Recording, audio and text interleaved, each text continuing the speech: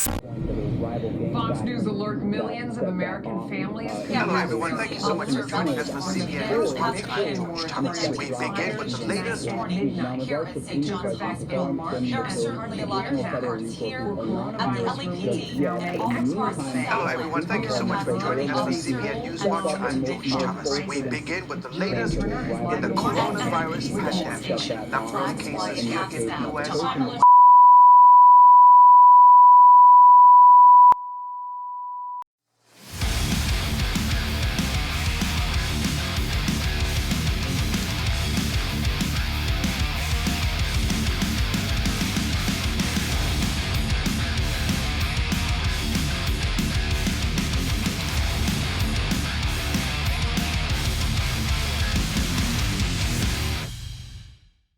Welcome to Rise to Liberty podcast, the best podcast you've never heard of, fighting for the First Amendment and spreading the message of liberty for all. Head over to risetoliberty.com for everything related to the show, including our merch store, social media, and to listen to the show itself. risetoliberty.com/blue dress for a special piece of merchandise that a portion of the proceeds will be donated to savethechildren.org to help fight child trafficking. Finally, don't forget to go to tomfor52.com. Thomas Queter is running for New York Senator and could use your help. So head over to tomfor52.com and leave a donation.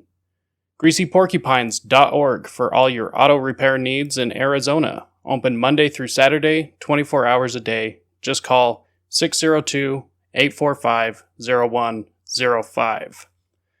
Now today, we have an incredible guest. She is currently the chair of the Libertarian Party of Los Angeles County and is running for the chair of the National Libertarian Party in 2022. So, welcome, Angela McArdle. How are you doing? I'm doing great. Thanks for having me. Yeah, of course. I was just glad to get you on. I know how busy you are, getting pulled in a million different directions. So, you always seem to handle it quite well, though. Yep, I am extremely busy, but I try to also be very accessible. I think that is a good thing for me to do. I agree. So, let's see. I guess let's just jump right into it. Becoming liberty-minded isn't just a one situation and you just become liberty-minded, focused on liberty. It's a bit of a journey. So where did you begin your journey? It's like a story in 3 acts. So when I was a teenager, I just had a conversation with someone about politics. I was very politically aware, I think, as a teenager, but not in a libertarian way, just in a very left-right, Republican, Democrat way. I grew up in a conservative home, watched the news, unfortunately, all the time.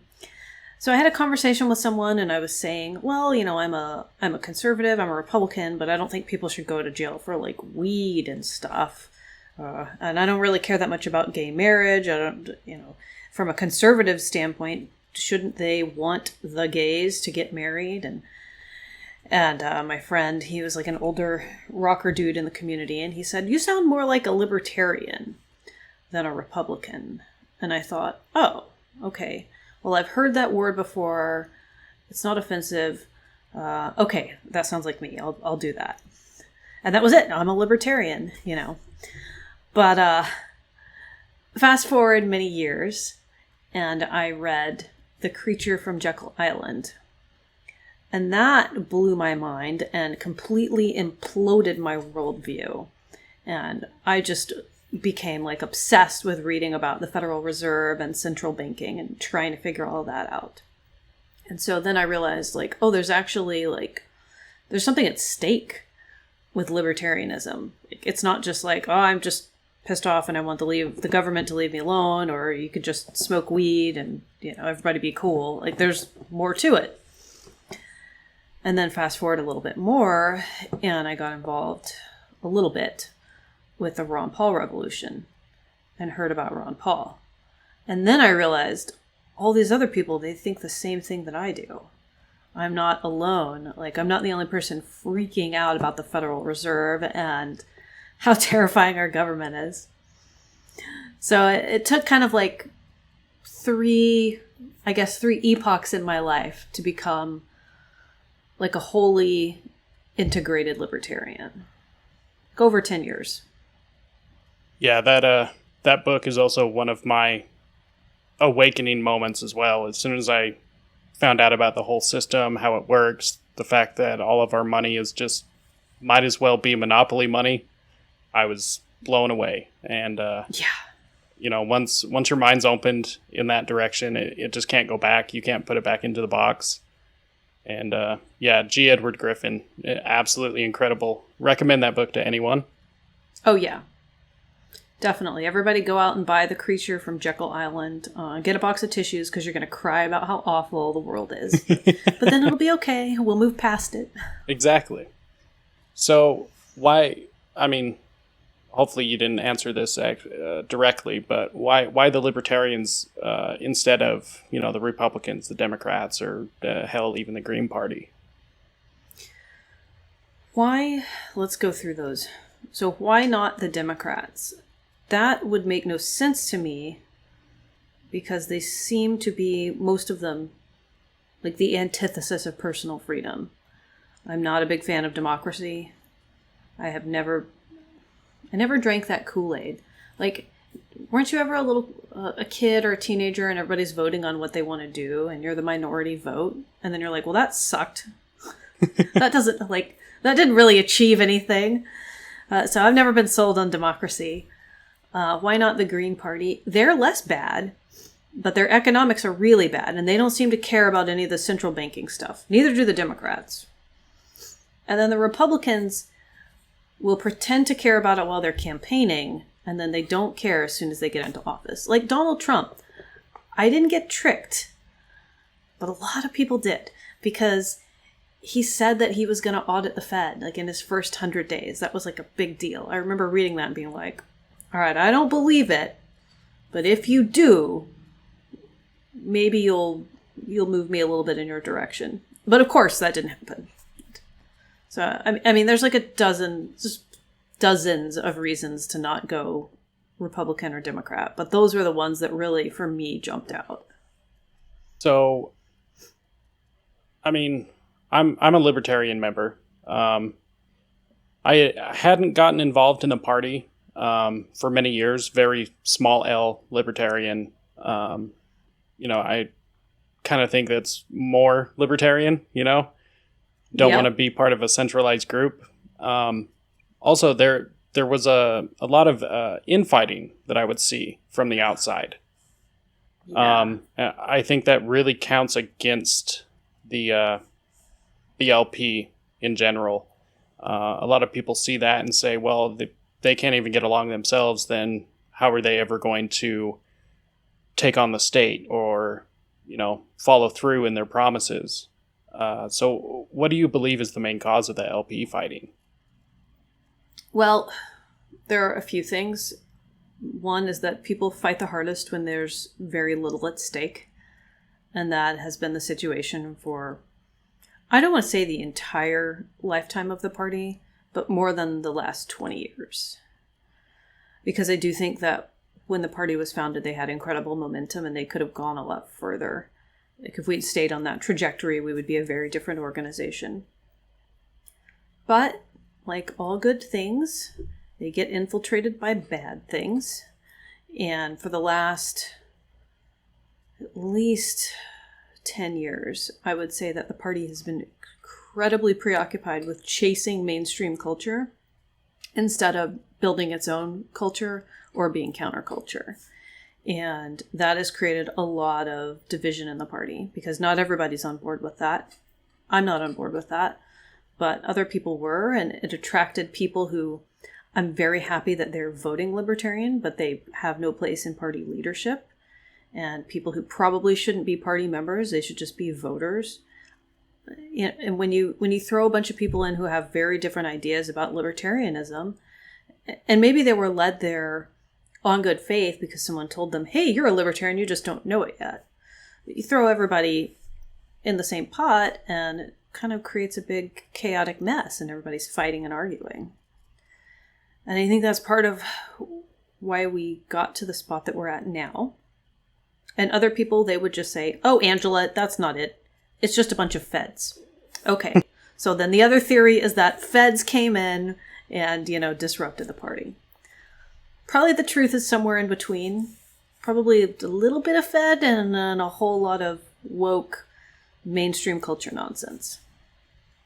Yeah, I would definitely say 2016, I still wasn't even involved officially as a LP member at that point.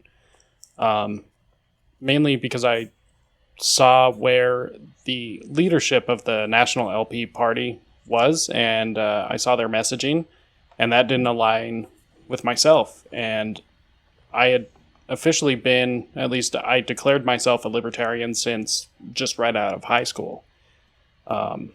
So, I considered myself a libertarian for years before I got involved. And where the Libertarian National Party was messaging, it didn't align with what I had learned libertarianism was or what the party should be. I was too young at the time to vote for Ron Paul, but I was definitely a part of being awakened by his messaging at the time. And I didn't see a whole lot of that in the newer messaging, the newer leadership. It was really disheartening. And then I had a friend of mine who is also a libertarian tell me about the Mises Caucus.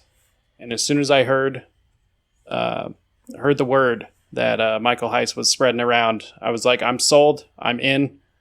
Let's take the party back. We've got to get the party back into the hands of libertarians. So it's happening. So you're a member of the Mises Caucus, and what about the caucus attracted you ultimately?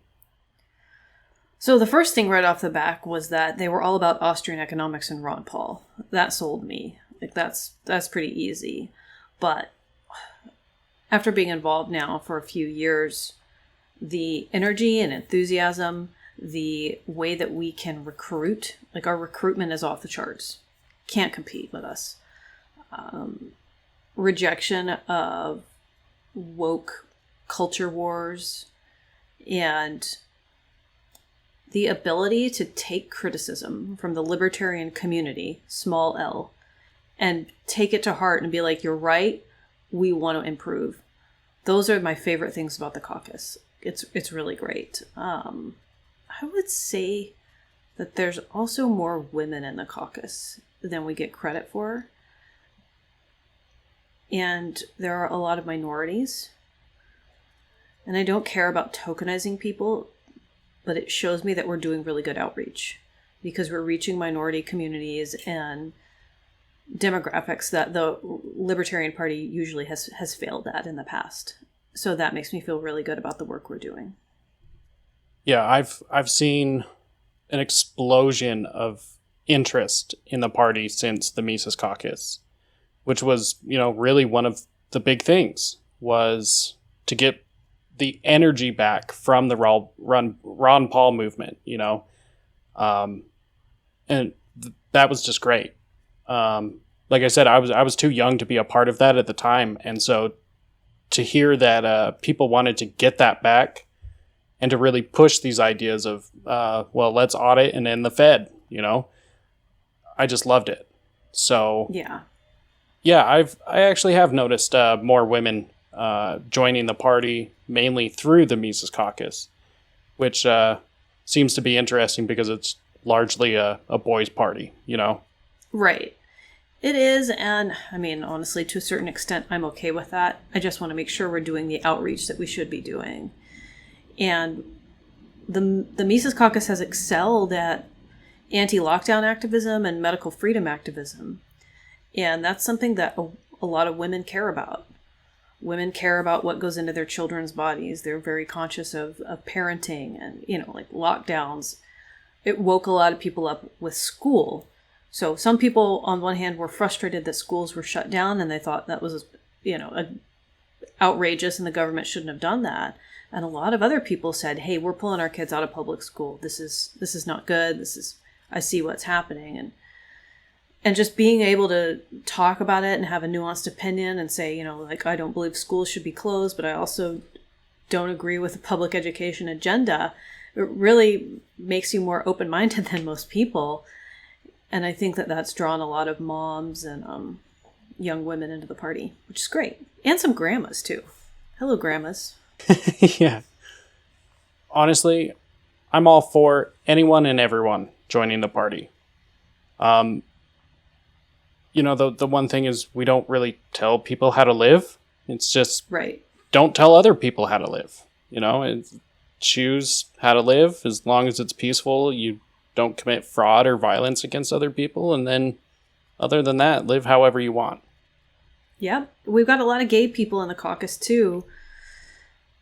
Sorry, haters. It's actually true. We have a lot of gay people in the caucus. And what I hear from most of them when we talk about culture stuff is they're like, I just appreciate not being tokenized and weaponized. I just want to be treated like a person and not have people put my sexual identity on a pedestal and, tell me, like, this is the most important thing in my life, or, oh, you're gay, so you have to vote this way. Like, we just are like, hi, I'm Angela, you're, whatever their name is. And, oh, you're gay? Okay, not a big deal. And then we just keep doing our thing. Yeah. It's almost like how human beings are supposed to treat each other. Yeah, exactly. Like, being gay isn't a personality, and that we're not going to use that for, fundraising or to spread our message further. Like, we're not going to use people. Right. Like, I value you as a human being. You have intrinsic value as a human. I don't need to tokenize your skin color or your sexuality. So, I mean, with the infighting, it kind of seems like, obviously, libertarians are always going to argue against each other. The best way to do things. You're going to have the minarchist fight against the anarchist. And that's always going to happen. But there seems to be a special type of fighting now because there seems to be a lot of people who were politically homeless for a long time. And now that they've kind of come to the Libertarian Party thinking that it was one thing or another, and they've kind of infiltrated, taken over, and gotten into positions of power. And now there's this fighting specifically about words and the messaging. Words are violence. I personally don't believe that. What's your take on that? Words are not violence. But, we get into this weird gray area and we expect that we're going to have a perfect answer for everything. So words aren't violence. But if someone threatens you, what is that? Is a threat violence? Does it really matter? Can we not figure this out just like adults? Because I feel like this is a small gray area, but it's a gray area, and I think that people on both sides, can have a good faith disagreement on it. I think that because we're libertarians, we have made a mountain out of a molehill, and so people say things that are mean, and now that's violent. Okay, no, took that way too far. Someone makes like a sarcastic or veiled threat or something that can be taken out of context as a threat, and now that's violence too. And it's like, can we just dial it down a little bit? Can we dial it down? Well, a lot of this woke culture, I believe, is definitely seeping into most aspects of our society in general. Yep. It's definitely attacking it. I have my own tinfoil hat beliefs about, where it's coming from and the purpose and everything, but it definitely seems like at least that the words are violence. It's trying to perpetuate the idea that, whatever I say, I am responsible through my words for somebody else's feelings. Yeah. I've never been responsible for somebody else's actions or feelings or anything, and I don't know how to take it. I don't know how to deal with somebody else. It's positive rights seeking into libertarianism. Does it, like they're trying to creep in. Do you want to explain positive rights just for anybody real quick? So positive rights are when you say, I have a right to something that does not come out of your own body. So like healthcare is a human right. That is a common trope. And that would be a positive right. Negative rights would mean that your rights, you can control your body, you can do what you want, and no one can forcibly aggress against you. Like no one else has the right to slap you in the face or throw you on the ground. You don't have the right to do that to them either. I think that's like the best layman's term, like minimum wage. If anyone considers that a right, that would be a positive right. We have had to create that out of nothing. And the nothingness, I guess that would be related to your negative rights. Yeah, it's really interesting. The positive rights kind of seeping their way in. I do think that there's a bit of a bleed over from, parties such as like the Green Party and stuff coming into the Libertarian Party. I'm not sure if that's intentional. I've just heard through the grapevine that the Green Party themselves is, for lack of a better term, is kind of disbanded, or they're just not as active ever since the last presidential election. So, there's just all these people wandering around like, I'm not a Democrat, I'm not a Republican. Well, let's go to the Libertarian and see what they do. And right. We're porcupine pacifists, so it's kind of like, yeah, go ahead, come on in. And then they're way more militant than most people, so they just kind of take over. And it's, I don't know, it was really difficult. We need to be a little bit more guarded about who we let into the party. So I think about, I want a big tent. I want a big tent of voters. I don't want a big tent of people running the organization. And I would like people to be encouraged, to join the party kind of on the periphery if they're not 100% libertarian, but don't try to get them to like run for county positions and get really active. Let them kind of be like a student, just like watch and learn. And after they're totally on board, then try to get them to do more.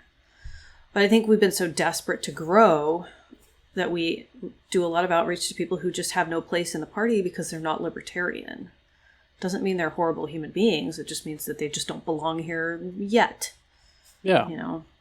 Well, like I said before, being liberty-minded is kind of a journey, Like, yes. I wasn't the most principled libertarian when I started down, the Liberty Road. Right, me neither. I didn't know what it meant. Yeah, exactly. So why would we shove somebody into some public office as a libertarian if they're not going to fully represent the libertarian platform? Right. And we've been caught sort of in this like desperate cycle for a while where we don't plan for our future very well. We have a high time preference, so we value what's happening in the here and now, the tomorrow, very much so. We don't plan 10 years in advance. And so we think, oh, this person, he ran for office and now he's been cast out or whatever. Let's try to get him to join the LP and run for something, and then we'll get popular and we'll have a win. Whatever. Like, it's not a win if you get someone elected who's not a libertarian. That's a loss. And an embarrassment. It really is. It does give the party this... It gives people on the outside of the party this view of us as not a very serious option. Right. As far as I understand it, we are the third largest political party in the United States. Granted, we are a far cry away from, the two larger parties as far as membership and money, all these other things. We also don't accept dirty money, so I guess that, kind of works out for us morally. But to play with the big dogs, it makes things very difficult for us. It does. I would say we don't accept dirty money yet, because no one who would have accepted it, and I think there are some, but they didn't have the opportunity. Yeah. I think we all know who those are. So, you are the chair of the Los Angeles County Libertarian Party. Yeah, that's right. how's that going? Oh man, I never know how to answer that question. Well, I have a wonderful group of people. I just absolutely adore my Los Angeles County Libertarian Party.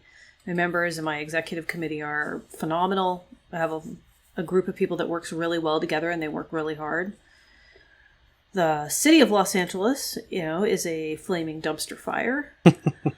But there's good reason to not abandon it yet, and that's that culture flows out of LA and it infects the rest of the country, including where you're at, where everyone is at. So there is a good reason to stay here and fight it out as long as, I can stand it, I guess. Yeah. So California's not completely lost. It's not completely. So that's an interesting thing. Los Angeles, pretty bad. It's pretty bad. San Francisco, really bad. Sacramento, bad. Shockingly not as bad as I thought it would be. The rest of the state, though, is pretty red. Yeah. This is not a totally progressive state. It's just that the major urban population centers are very far left, and everyone else gets dragged behind them. Central California is full of people wearing cowboy hats. It's a trip, man, to drive through it, because I'm like, what? Where's my Starbucks latte? What is this cowboy diner stuff? Yeah, like, that is the attitude that many people in LA have, though. We live in this little bubble, and we think that we're the end-all, be-all, that we are California. But that's not the case at all. Well, that is really interesting. I guess a really good thing why we are not a pure democracy, because those little bubbles would be able to decide for the rest of us. It is really good to hear, though, that outside of these bubbles, there are, actual people instead of just this toxic group think. And since things have gone really off the rails, like in 2020, it's been like devastating for everyone who's not crazy, but it's also been an awakening of people with shared values, and we've discovered each other and been able to network and grow more. So that's been really encouraging. Yeah, that's really great. Do you see a lot of people leaving as it's been reported? Is that more true than not true? Oh, it's very true. There's a ton of people leaving. Yeah, and understandable. A lot of people are getting fired and losing their jobs. Yeah, that's really rough. I mean, it's happening everywhere. A lot of that medical freedom is disappearing. So yeah, that's what I was doing today earlier. Like, I was out at a rally working on an anti-vaccine mandate initiative, getting volunteers, signatures, getting ready. Yeah, I had a interesting discussion. Well, it was more of an argument on Twitter. Don't be shocked. But right. It was with somebody who was very pro-vaccine mandate. And, for the record, I'm not anti-vaccine, just anti-vaccine mandate. And it basically came down to me informing them that the person that was pro-mandate was focusing on the wrong word, because they were inferring that just because you're against the mandates automatically makes you anti-vaccine. I said, no, it doesn't. Right. That's not true at all. It's not anti-vaccine protests. It's anti-mandate protests. And a mandate is a command. It's an order.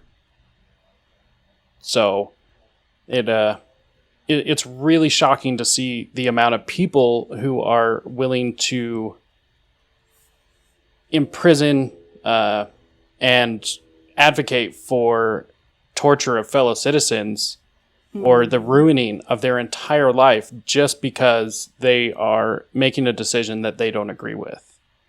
So how do you think we combat these ideas, which seem to be more prevalent in today's society? I think that it's really important that we take our rational, logical arguments and wrap them in emotional appeal. Because most people, they don't really get the the cold, factual, rational arguments. Like, it just doesn't reach them. I think you need to tell the stories, explain what's actually like wrong, you know, how these mandates have hurt people, and just illustrate it, point it out, and be like, this family, you know, dad lost his job. Mom didn't want to get the vaccine because she was pregnant. And so now they can't, you know, put food on their table. They're going to lose their house, that sort of stuff. A lot of people who are also, like, they have medical conditions where they don't feel like they should take the vaccine. They're not sure. They're also not hardcore anti-vaccination, but they're like, hey, I have a heart condition. All these people are getting blood clots. Can I wait a couple years and see how this plays out? That's not an extreme, scary position to take. That's just like a normal human reaction anyone would have. So I think we need to highlight and elevate those voices. Yeah, we definitely do. I think the issue that I've ran into is trying to use logic against illogical people. Yeah. And I mean, there's just some people that we will never be able to win over. We'll never be able to pretty much do anything with, other than, and this is the reason why I still will debate with some of these people online or in person or anything, is because hopefully somebody on the sidelines will see it and it will spark something in their minds. Because yes. At that point, I don't expect to wake the person up that I'm talking to. Right. You're just arguing for the people who are reading the comments. Exactly. And that's really important, because most of the people who are undecided are pretty silent about it, because they don't want to get pushed and they don't want to be ridiculed or cast out of society. Exactly. And I think the Libertarian Party has a very unique opportunity right now to be able to sweep up a lot of these politically homeless people, or even people who might be hardcore Democrats, but now the party doesn't align with what they feel. Yep. And, you know, we can welcome them in with open arms and teach them the ways, you know? Yeah. So, like, in LA, we filed this initiative to overturn the vaccine mandates. And the outpouring of support I've had from disenfranchised Democrats, people in the Green Party, and independents has been incredible. And so what I do is I kind of have them as my outer circle in the party. They're always invited to come to events. I want them to get educated. I want them to speak with other libertarians who have good social skills and understand the pain points. And then I hope, like, I play the long game with them. I hope that in 6 months to a year, they will have a complete change of heart and join the party. And I've seen it happen with other people. I just think you can't go after them with an aggressive hard sell if they're not totally, like, on board yet. You know, you'll just drive them away. But the outreach that we're doing for people who have been effectively cast out of society has been, like, the best sales pitch that I've been able to give yet. So why do you believe that the LP itself, National LP, was so terrible on messaging at the start of all of this chaos? Oh, man. Trying to think of how I can word this on a podcast. Let's see. I hate to give you dead air as I sit here and reflect. Okay.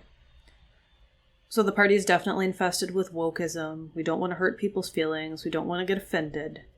Mainstream culture says that lockdowns are okay, right? So maybe we'll just stay quiet on it. So there's that. People have the Libertarian Party, the National Party, has low self-esteem. It's like embarrassed to be libertarian. It doesn't want to get made fun of or picked on. That's not my attitude. I'll just lean into it. I'm like, you're right. I want your grandma to die. Sounds absurd, huh? Because it is. Whatever. But the National Party didn't have that attitude, so they were very much afraid of, you know, getting canceled. And they had some really bad leadership. It's a very bad chair in 2018 through 2020. It's the same person 2016 through 2018, but I would say it was much worse 2018 through 2020. And the culture on the LNC has been very divisive. Part of that's due to bad leadership. What you need on the LNC is someone who will encourage people. Because a lot of people are going to be nervous and they're going to be like, I don't know if I should speak out against the mandates. I'm afraid. And if you smack them in the face and tell them that they're cowardly idiots, they're not going to do what you want them to do. You need a leader, or at least someone on the executive committee, who can reach out and say, hey man, I know that you're nervous about this, but I think that if we do XYZ, if we put out this ad, if we say this, it's going to be phenomenal. We're going to be the most courageous political organization in the country. I believe in you. I know you can do it. I know you feel conflicted about it, but I want you to know I have your back. That's what you need to do with people who aren't totally on board with you because they're scared. And that didn't happen. And another thing that happened is you had a lot of toxic fighting because people disagreed. And I think some people had arguments, they had disagreements in good faith, but that's never the way to approach it. You can't bludgeon someone and scream at them that they're an idiot or a coward and useless and expect them to do what you want them to do. Well, it was definitely disappointing from what I saw. The lack of messaging. It kind of seemed like they as in, the people actually calling the shots, the elite, the politicians, whatever you want to call them, they handed us an opportunity on a silver platter, and we just turned our noses up to it. It was the most shameful ball drop I've ever seen in my life. It really was. So we're now running for chair of the National Libertarian Party. What was it that made you want to run? What was like the catalyst? Oh, it was definitely the National Party's failure to rebuke the lockdowns. I just saw people hemorrhaging out of the party. People were like, that's it, I quit. I'm done with this clown show. And so I said, well, hold on. What if you have someone better chair the party? Like, a lot better. What if I do it? And people thought, well, okay, I'll wait. I want to see that. So I'll stay. Plenty of people were excited, but I mean, there were people who were really leaning out, and I was like, will you just wait a little bit longer? And they were like, folded their arms and said, okay, let's see what you can do. Yeah, that's fair. So I'm glad somebody stood up, because otherwise there would be a lot of people not in the party now. Yeah, absolutely. And so I run on this platform saying we need bold, principled messaging, and that's very important. We need a lot of other things too, but you're not going to get them without better messaging. You're not going to grow your membership, and you're not going to get new donors if you don't improve the outward facing, the messaging of the party. So that's why I always hammer on that. That's true. So one question I've been curious about, it's still working through my mind. Somebody proposed it to me quite a while ago, and ever since then it's just kind of made me think. And so I like to ask people of different influence that and see what they think. And at this point in time, do you believe that there is even a purpose for an official National Libertarian Party? Yeah. The National Libertarian Party provides ballot access to all 50 states. Now, it's supposed to. It has not right now, but it is supposed to. So that's an important aspect. And there are some states where you can run without a political party, but that's not the case in every state. So I do think ballot access matters so that people who are liberty-minded can have a vehicle to run on and get their message out. And the presidential election, I think, is a wonderful tool for messaging and for building grassroots movements around the country. And that's how I'd like to see it utilized in the future. And I think that Spike Cohen tried to do that. But the Joergensen-Cohen ticket was not a united front, and there were a lot of problems, so that's unfortunate. It was a very weak campaign. Yeah. Very, very unfortunate for the time. Also had a great opportunity, and it was also a dropped ball, in my opinion. Yep. It was pretty shameful. Yeah. Especially with somebody as strong as Spike Cohen. Like, with him, and it was still a drop ball. Really? He got hamstrung. Dan Smots made a great video for Joe Joergensen that was way underutilized. I did a phenomenal Soho Forum debate for Joe Joergensen. That should have been utilized. I offered a speechwrite for her too. That didn't happen. For free. I was like, just what do you need? I'll literally do it right now. So yeah, we need candidates in the future who are going to work with the party. And the party doesn't control candidates, for anyone listening who's unfamiliar with that. The candidate controls their campaign, but the people who vote for that candidate need to vet that person and understand, what degree of involvement that person's going to have in their own campaign, what their values are, like what issues are important to them. Because we didn't do that with Joe Joergensen. I think she's a super nice lady, but I don't think that she was very well suited for the role. Like there's a lot of nice libertarian people I know, but I'm not going to make them our presidential candidate. Exactly. I think that's one of the things that the party does. Everyone that I've talked to from different states, different counties and everything, it seems as though the best way to go about it is to see what somebody's strengths are and to put them where they're going to be most utilized. A position of power as far as their strengths go. Joe Joergensen, I don't have anything bad to say about her other than she was not a good presidential candidate. Right. She was Harry Brown's running mate in the past. And I think that was probably a role better suited for her as a support role. And I think that she would probably have done well as a vice presidential candidate if Spike had had the presidential ticket. That would have been a lot better. Yeah. I mean, Spike is an amazing speaker. He can tell you why you're wrong, and you can turn around and thank him for it. And it's he just speaks to people like nobody else I've ever seen before. It's absolutely incredible. I actually interviewed him and asked him the same question about the purpose of having a national LP. And the conclusion that I've gotten to at this point is if it were to ever disband, there would obviously need to be some sort of formal organization to still keep ballot access. But does it need to be what it is right now? Probably not.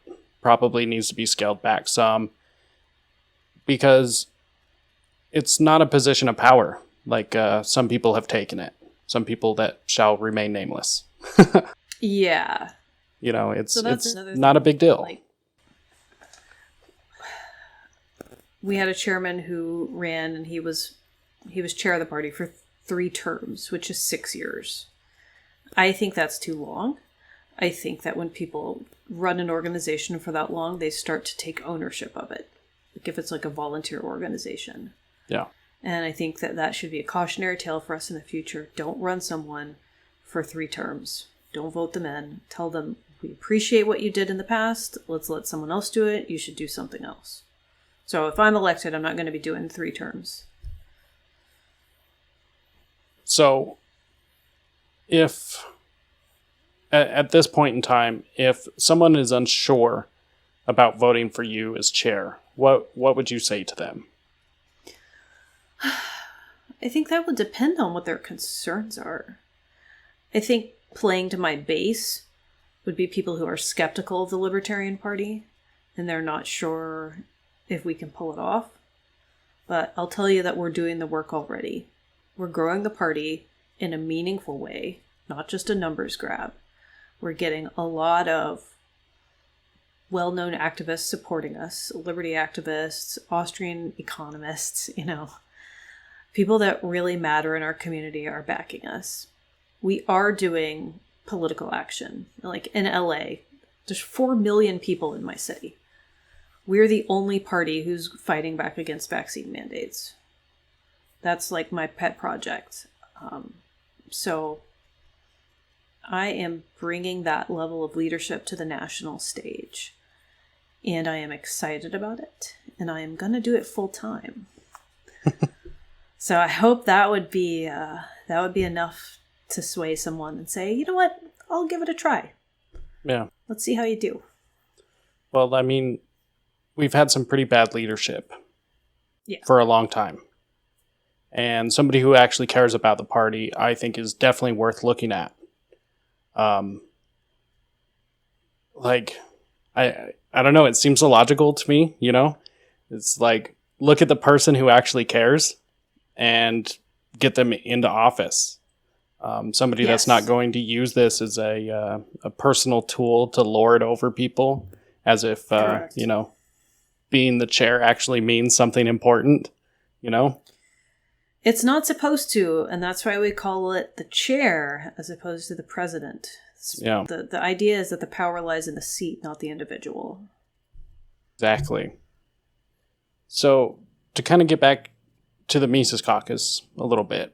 So, there's a ton of misinformation, half-truths, and just absolute flat-out lies that are told and spread about the Mises Caucus. Why do you believe that is? Oh, I don't know. I mean, why did the Lincoln Project go and put people who were Democratic plants with tiki torches in front of a Republican governor's bus over the weekend? Like, it's just... People get upset when you come in and you do something that contradicts what they're already doing. And that's what we did. We came in and we said, you know what? You guys aren't doing a good job of running this. We think we can do better. And people clutched their pearls, screamed, oh, you're going to take it away, my life's work. R-E-E-E-E-E, capital. And then I've been to a lot of state conventions across the country, and I talk to people in all 50 states. And what I've come to find is most of those states that scream the hardest that they don't want to be taken over, when I go and I look, there's not a lot to take over. And I don't even mean that I don't mean it in an insulting way. Like, let's just confront reality. Yeah, because that's needs to be done so that you can move forward productively in life. And let's just rip the Band-Aid off quickly. We haven't used effective political strategy. We haven't used any other type of effective strategy. So why don't you let someone else who might have a better clue run things for a little bit? And some of them say yes, and that's great. People are excited and they want help. But other people whose egos are wrapped up in their little social club, they scream bloody murder. Oh, you Nazi, you're coming to take away my bridge club. Well, why don't you go play bridge or pinochle or whatever it is with grandma? And let the rest of us who are worried about our basic human rights being violated, why don't you let us do the political action? You could still run the potluck or the church social or the libertarian social. Just let us do the more meaningful work, the heavy lifting. I think one of the largest misconceptions that I've come across is that, in this takeover, that automatically means you either have to join the Mises Caucus or get out. And it's like, no, you don't. That's we don't necessarily want anyone to leave. If anything, correct. People just want everyone to be better libertarians. Yes, we do. That's the big thing. A lot of the older guys in LA, 'cause LA's huge. So we're the largest county affiliate in the country. We are the 9th largest affiliate in general in the country. We're bigger than 41 state parties. So I have a lot of members to choose from, right? And a lot of the older members are very radical. They're not technically in the caucus, but they are in alignment with us on everything.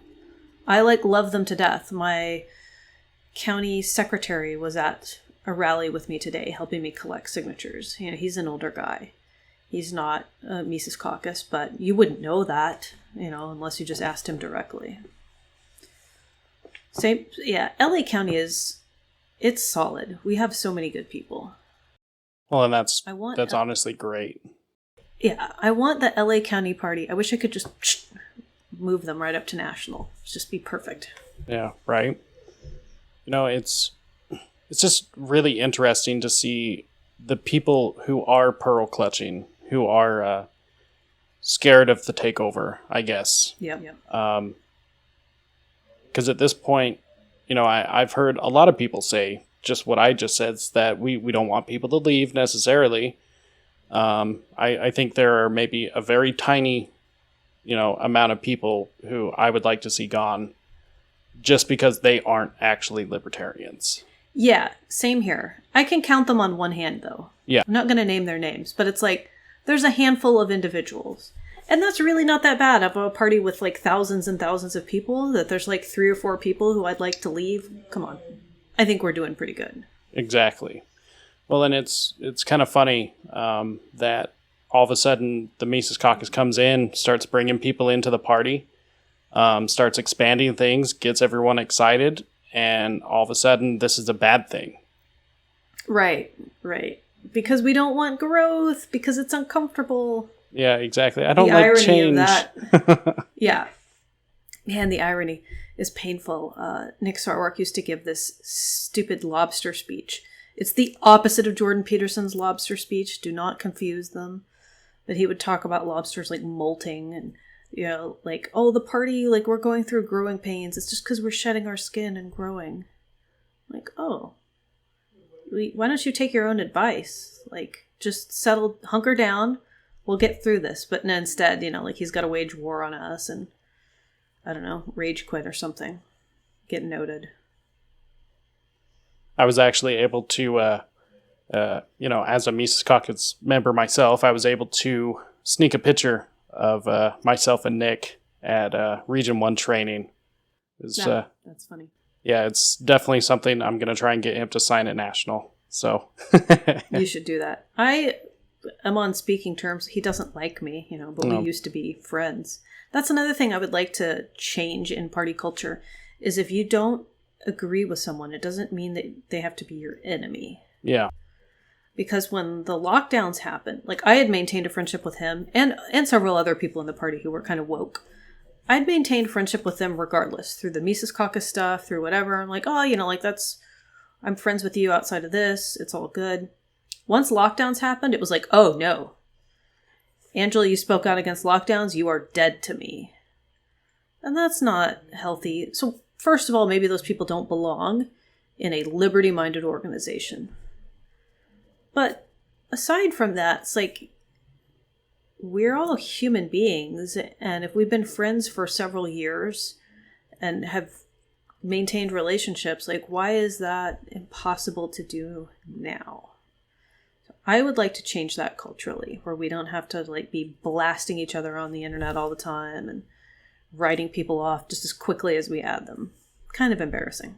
Yeah, I'm going to kind of blame the echo chamber that is Twitter for that one. That place is toxic for all groups. Yep. Yeah, and I don't even use Facebook, so I stay out of all of that completely. It's just not worth it.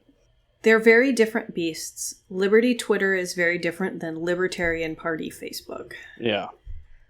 One is boomerish, the other is just kind of insane. Yeah, all the petty squabbles, hop on every once in a blue moon to see what's going on, and you'll never. I'm never shocked to see just some new drama about every other day. Yep. It's like, really, people, like we've got medical authoritarianism bearing down on us, bearing down on our necks, and this is what you guys are concerned about right now, is who said what to whom. Like, really? Come on. Yep. Let's refocus here. Let's get back to the adult things.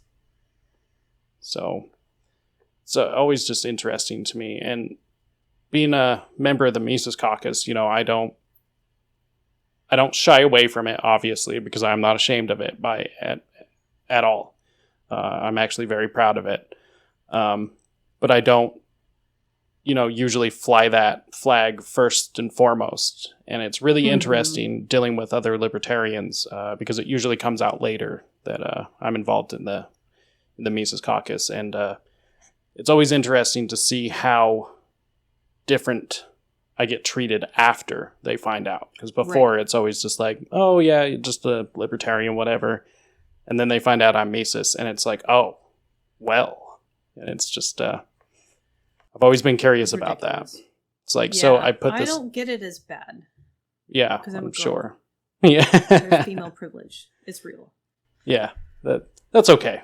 You know, I don't mind. I can roll with the punches. So my question, ultimately, I think the Libertarian Party as a whole, regardless of where everyone is, small L, large L, whatever, caucus, no caucus, we really should be pushing these ideas of liberty onto the younger generation. So how do you believe that we can influence the younger generations to be more liberty-minded? I will tell you how. I am very passionate about this. Youth engagement, really important. So if you're a libertarian, especially if you're on a county level executive committee or state level, you need to be hitting up junior highs and high schools, asking them, hey, who's your political science teacher? Who's your history teacher? Can I do a talk on the Libertarian Party? Do you have a politics day? Can I come down that day? Is there a day that some other political thing is coming down? Can we all combine? That is a really great experience, and kids need to hear about it. I've done that plenty of times. Junior State Association is a youth organization it's kind of weird because it's like for politics, but no particular party. It's like kids want to pretend they're politicians. Anyway, go table at their events. Get a chapter going, like a Mises Caucus, whatever you want to call it, Libertarian Youth chapter at a community college or any other university. That's a really great thing to do. You need usually like 4 or 5 students to sponsor an organization. And the last thing that I do is I actually have a high schooler on my executive committee in Los Angeles County. Now, that might sound ridiculous, but she works really hard. And generally, the kids who want to be that active in politics are very intelligent, which she is. You can just tell, speaking to her, you feel like you're speaking to someone who's in their doctorate program. She's done, I think she's gotten more National Libertarian Party renewals in the last week than anyone else has in Southern California. She's really good on the phone. And she directs the Youth Caucus as well. So it's like she's working her angle, I'm working mine. So yeah, those are some ways. Definitely get involved with young people and stay relevant. Learn to meme. I totally agree. You got to stay relevant. Got to keep up with what's going on. If we don't spoon feed the younger generation, somebody else will. Right? And like, I hate Gen Z fashion. They part their hair down the middle and they wear mom jeans. It's bad. And you crazy kids should stop it. But your memes are great, and I like TikTok, so keep all of that stuff up. Yeah, right.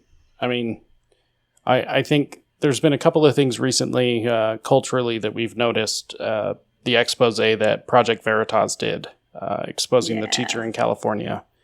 And that's one teacher out of many. So many. It's really scary, One of my first questions was, first of all, why had no parent ever walked into that classroom? And why did the principal or vice principal never walk into that classroom? Yep. It's really concerning. And yeah, if we aren't going to teach the younger generation, our children, our friends' children, all of these other things, then somebody else is going to come in, and it's usually going to be somebody exactly like that. Yep. So like today I was at a much more conservative leaning rally against mask mandates and vaccine mandates. And I'm talking to parents and I'm seeing what level they're at, right? Some of them are just waking up to the problems in public school. Some of them are very actively engaged and fighting against it, attending school board meetings, so on and so forth. And then others have pulled their kids completely out. So it was interesting to talk to people in the different levels of engagement. My takeaway, though, is that we generally, culturally, Americans, we're very busy, and most of us tend to mind our own business a little too much until things like the pandemic happen.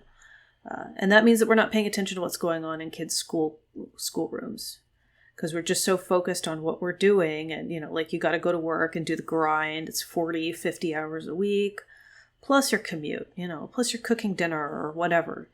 Kids' soccer games or church on the weekends. And it's like, you don't have time. You don't have time to be like, let me look at your textbook and comb through it. Now everybody's been put on notice. You better do that at the beginning of the semester, and then you could figure out if you need to intervene.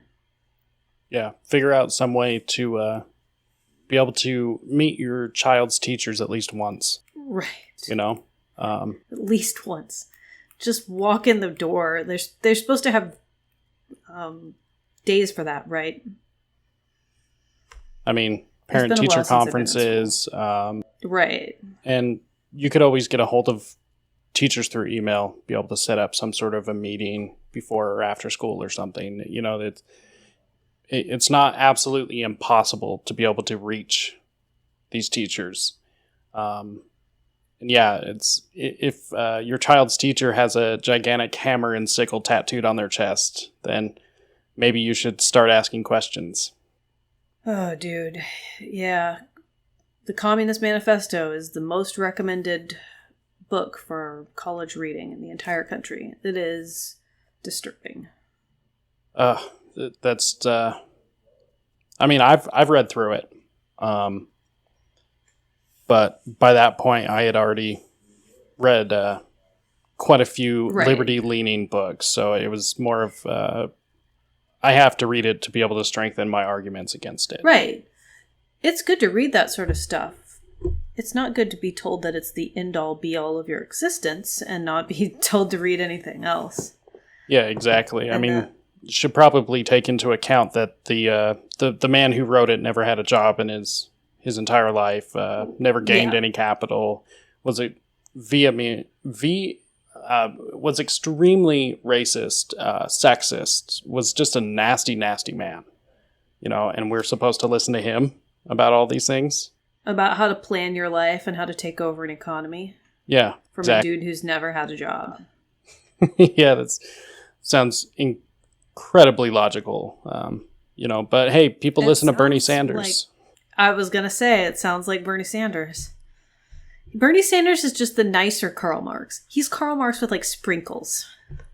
I just don't trust a man who combs his hair with a balloon. Right. It just doesn't seem like a good idea. I go back and forth between, he seems like a nice enough guy. Like, if you just sat down in a restaurant and he was at the table next to you, you'd be like, all right. But sometimes doesn't he also seem awful?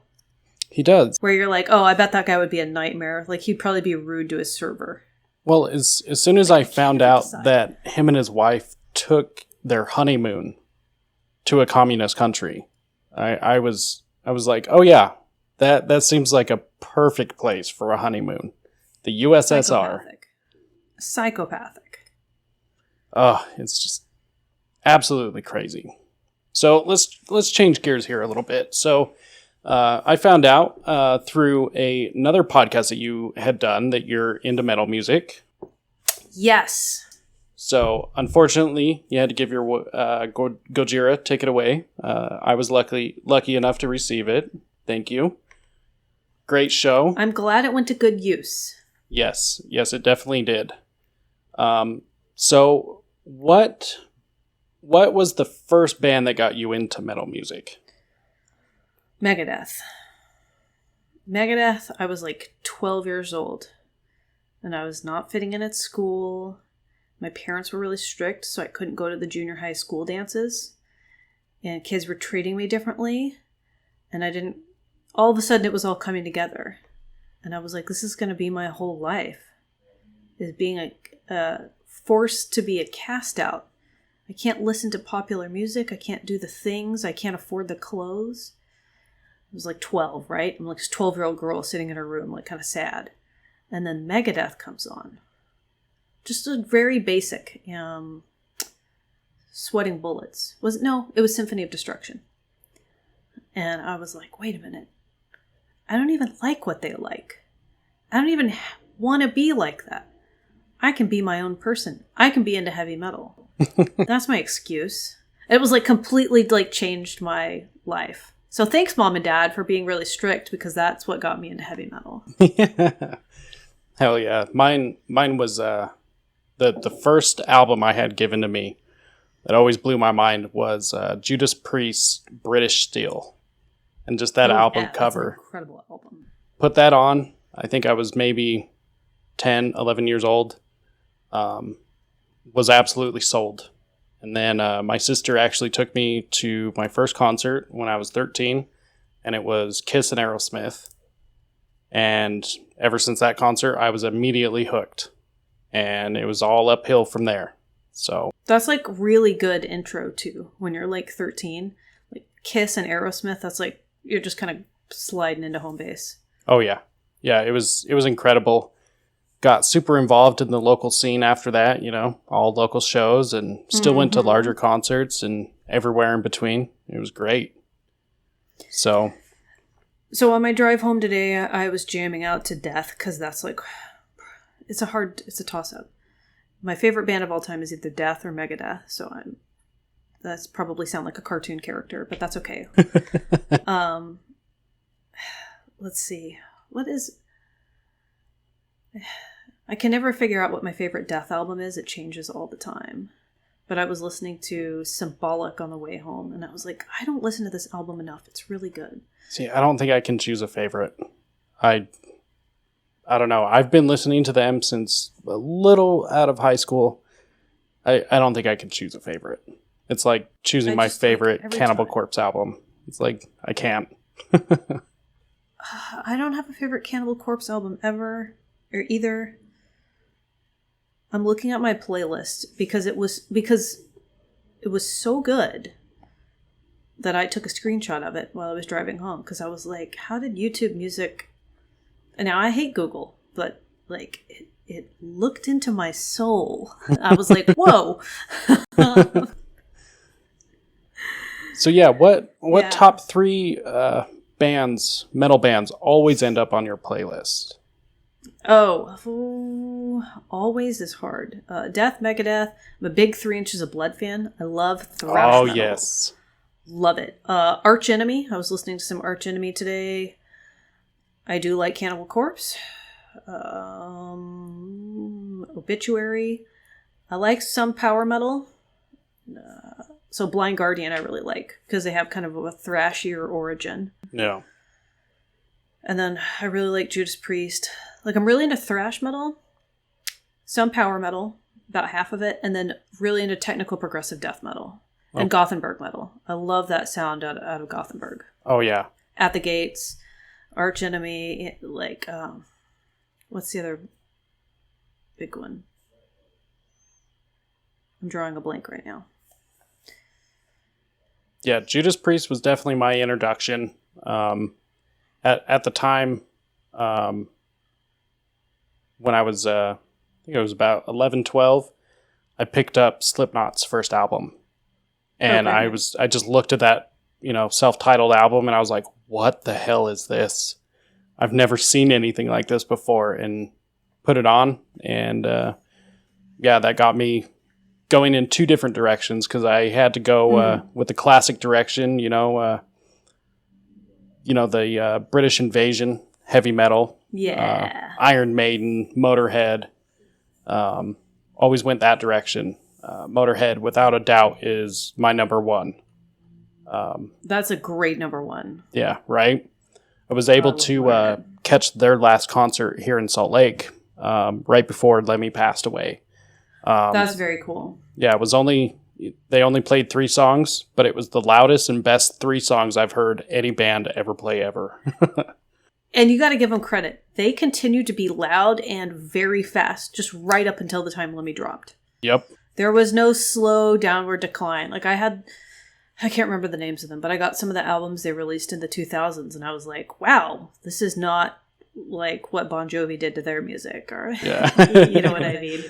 Yeah. It's not like the Black Album. No offense to people who like the Black Album, but we know it's not like a hardcore thrash album. Yeah, Metallica died with Cliff Burton, you know. Yeah. I'll just say Yes. That. Agreed. So, speaking of thrash metal, have you ever heard of Havoc?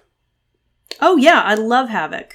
Yeah. Super Libertarian in Denver. Yeah, I actually absolutely love those guys. Got to see them play with Nile, you know, super heavy death metal. And it was... I might have seen them on the same tour. Yeah, right. A couple of years before everything went to shit, you know. Yeah. Yeah, it was phenomenal. Their singer, David, he actually has a podcast, free plug. It's called Riff or Die. It's pretty cool. He just sits and talks about liberty things and talks about heavy metal music, you know? Oh, I need to check that out. Yeah, it's great. Riff or Die. It's a great show.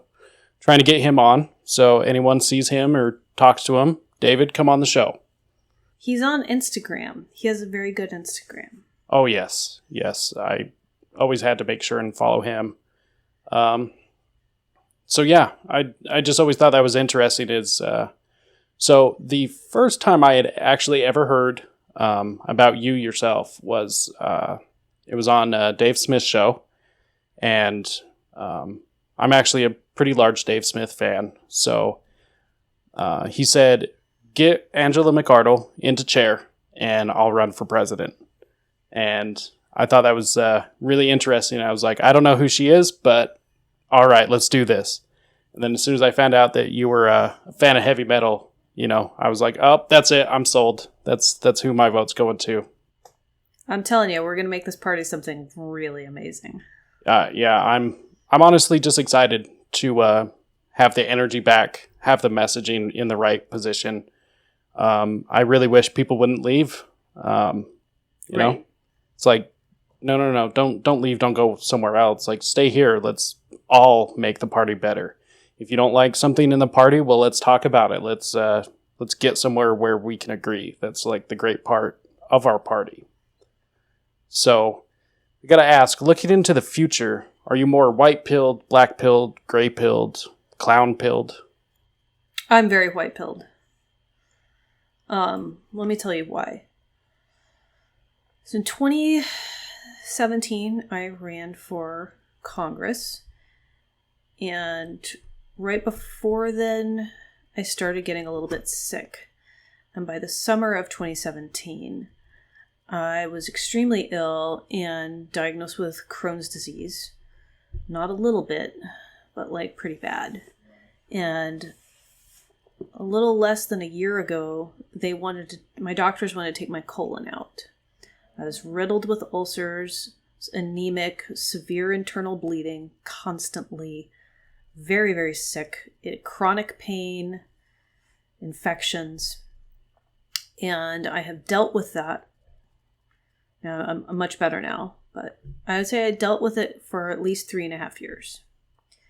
And the last 3.5 years of my life have been more productive than the rest of the years I've been on this planet combined.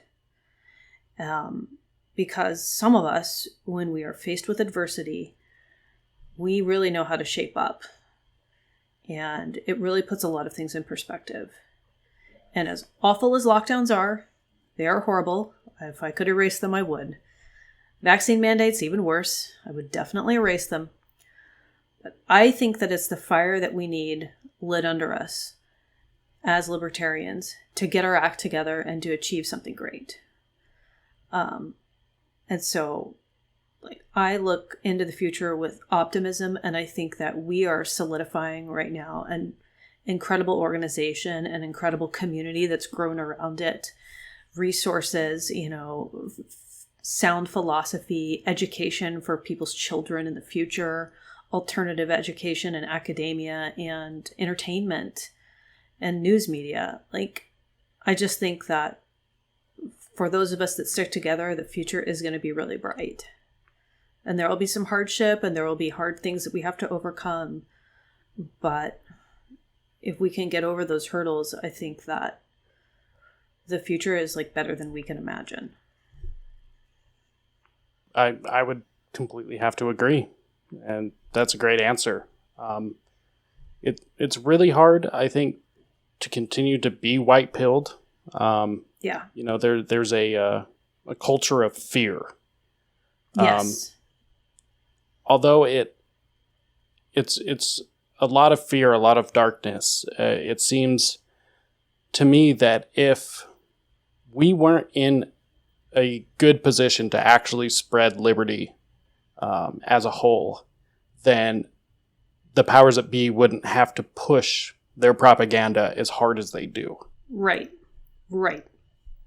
They're on the brink of scary, crazy control, but they're also on the brink of collapse. Exactly. And we may be the ones to push them over. Exactly. I think we are right in that position. And we have the ability to get back to a more liberty-minded society, which, you know, liberty and justice for all. So definitely. So every day I wake up just like glad to be alive and looking for any opportunity I have to seize the day and try to make this a freer world to live in. Exactly. And I honestly, I love it because it's liberty for you, for me, and every single person watching this, every single person not watching this. The ability to be left alone, keep their money, have their money actually be worth something, receive an education that's not riddled full of propaganda and, you know, fear. Be able to have a good job, be prosperous, be able to own property, all of these things. Be able to choose for yourself what the right way to live is. And honestly, people like you and other people within the Libertarian Party is definitely what keeps me white-pilled, you know. And we've got a long, hard road ahead of us, but we've got a lot of great people behind us pushing it forward. So, yep, I'm confident we can do it. We just gotta show up. Exactly. So, last question before we wrap this up. You are an incredibly busy person. It seems like you're Wonder Woman. You do so much. So my question, do you have any advice for any members or people that are thinking about being members to avoid burning themselves out? That seems to be a big issue in the LP. Yes. Okay, so some tips for avoiding burnout. Don't do literally everything on your own. And if you feel that you're in a situation where you have to do everything, take very good notes and try to train someone as you go. And then you can take a break and someone else can do what you're doing. Try to carve out a little space in your life where there's no libertarianism. I have an Instagram account that's nothing but like cat pictures of my cats. And it's not party business. Other people, please take more space than a tiny Instagram account, but do what you can.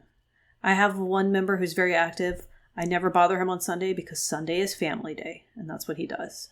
So, like, set something aside, some little chunk.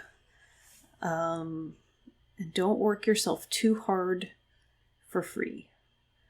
Not everybody is going to be able to get paid to do this, but you can get reimbursed at least for your time. So don't burn yourself out financially either. And then, let's see, some other pieces of advice. Don't pass up an opportunity for financial gain for a shaky bet at liberty activism. Make sure you are taking care of yourself and your family financially. Contribute to the party what you can, but make sure that you put your own livelihood and sanity first. Always. Because you can't contribute if you burn out or you go broke. It's very true. Without the people, I mean, there's no purpose to all this liberty movement. So, got to take care of yourself before you can take care of anyone else. That's right. Go buy some little bit of Bitcoin. Exactly. Not a whole one, maybe. Yeah. I mean, if you can, great. Go do that. But get a little bit. Exactly. I've been actually using and buying these things gold backs because here in Utah, Oh, yeah. yeah, Those are great. here in Utah, gold and silver bullion are actually considered legal tender. So, Amazing. yeah, those are actually made here in Utah. And so anything local, I definitely implore anyone to look into gold and silver. Definitely Bitcoin, Monero, anything like that. Have some extra food and water on hand, Always a great idea. So go ahead and plug whatever you got going on, anywhere people can reach you, find you, where you're most active. Yeah, so I'm actually very easy to get a hold of. You can give me a shout out or a follow on Twitter at Angela for LNC Chair. If you're curious to see what upcoming appearances I have, that is all listed on angelamcardle.com. I do have a Soho Forum debate on December 8th in New York on vaccine mandates.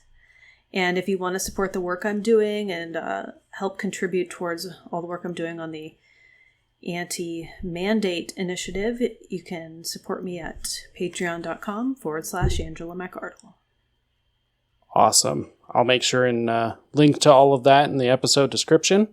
Make sure and go check out what she has going on. I will definitely be checking out that debate at the Soho Forum. I love all of those debates. Always put a notification anytime anything's coming up with them. So we'll have to put that down on the calendar.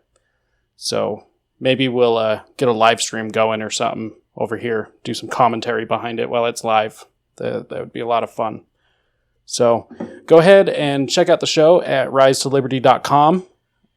You can find everything and everything related to the show everywhere we are. I would recommend everyone going to risetoliberty.com/free speech for a uncensored social media to where we can post news articles, have discussions where we are not welcomed other places such as Facebook, Instagram, Twitter, all of these other places. So if you like unvetted, freedom of speech, then hit us up over there. And it was a great pleasure having you on, Angela. We'll definitely have you on again. And I guess we will be seeing you in Reno. Absolutely. Thanks for having me. Anytime.